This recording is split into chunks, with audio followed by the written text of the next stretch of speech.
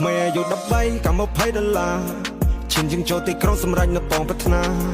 ចង់ចាប់ក្តីសម័យចិត្តចង់ជួយគ្រួសារខ្ញុំប្រាប់មកឲ្យកុំភ័យគុណមិនដែលខ្លាចនរណា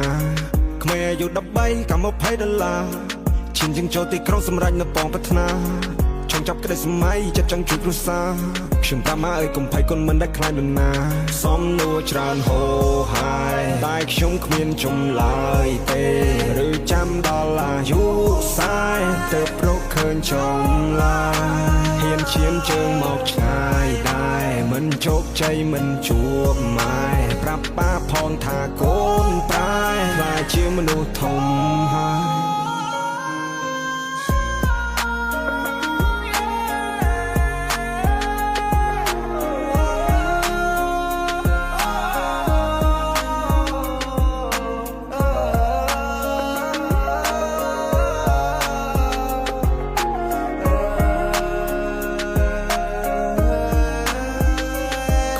13កម្ម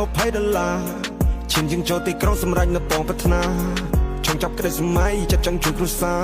ខ្ញុំប្រាប់មកឲ្យកុំភ័យគុណមិនដែលខ្លាចនរណាទោះមានគេសើចចំអកក៏គុណមិនឲ្យត្រឡប់គ្មានពេលណាដេកស្ងប់គ្មានពេលណាបត់លហើយចង់ជួបវាមិនបញ្ចប់ចង់លេងហ្គេមនេះឲ្យចប់ចង់ជិះរកកំណប់ចង់ស្វែងរកចម្លើយ Life is hard life is change ពេលជីវិតនៅលំបាកកុំ complain ជីវិតខ្ញុំមាន standard តាំងពីក្មេងជីវិតតម្រូវឲ្យយើងលេងដូចជា game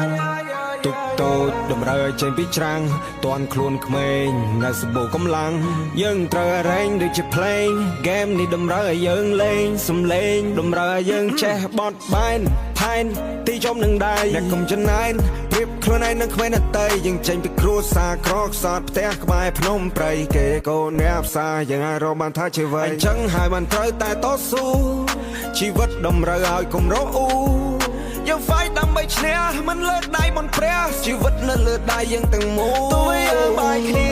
តែមិននេះរងចេញមកមិនបានលាណាមានកង I used to cry នឹកនៅមកដែរ every night បើលឺសំឡេងក៏ភ្លៀងកាន់តែយំទៀតហើយលោកអើយតើពេលណាជីវិតខ្ញុំបានសោះចប់ហើយព្រះអើយភាពលំបាកឲ្យខ្ញុំស្គាល់គ្រប់មុខទៀតហើយព្រះអើយជួបបញ្ហាត្រូវតែហ៊ានប្រឈមមកអូនអើយអ្នកអើយបើអ្នកមិនហ៊ានកុំសង្ឃឹមទៅមុខសំណួរច្រើនហូរហើយតែខ្ញុំគ្មានចម្លើយទេឬចាំដល់អាយុសាយទៅប្រកឃើញចម្លើយហ៊ានឈានជើងមកឆ្ងាយដែរមិនជោគជ័យមិនជួបម៉ែប្រាប់ប៉ាផងថាកូនប្រែខ្លាចជាមនុស្សធំហើយ